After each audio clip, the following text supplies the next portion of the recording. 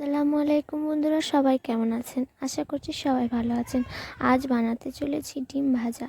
আপনারা হয়তো ভাবছেন ডিম ভাজা তো সবাই বানাতে পারে। হ্যাঁ, ডিম ভাজা সবাই বানাতে পারে, কিন্তু এইভাবে একবার বানিয়ে দেখুন। এইভাবে বানালে খেতে খুবই সুন্দর হয়। চলো আর কথা না বাড়িয়ে আমি কিভাবে ডিম ভাজা বানাই দেখে নেওয়া যাক। প্রথমে একটি পাত্রে আমি নিয়ে নিলাম পেঁয়াজ কুচি, ধনিয়া পাতা কুচি ও কাঁচা লঙ্কা কুচি, আর সাথে দুটো ডিম।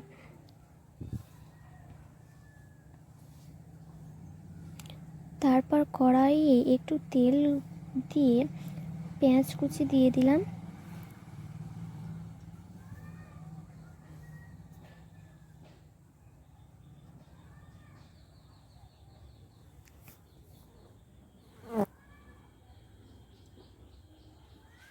পেঁয়াজ কুচিটা ভালো করে নেড়ে চেড়ে ভাজা করে নিতে হবে।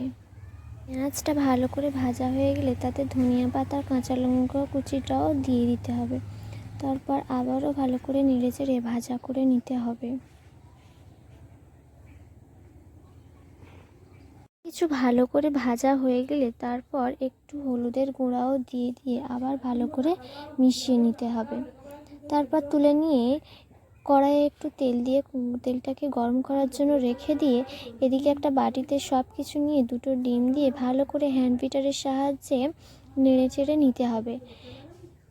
পেঁয়াজের সঙ্গে সব কিছু মিশে গেলে কড়াইয়ে গরম তেলে ছেড়ে দিতে হবে।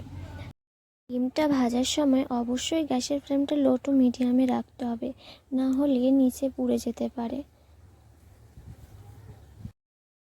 তারপর খুব সাবধানে একটু খুন্তির সাহায্যে এপিট ওপিট উল্টে নিতে হবে।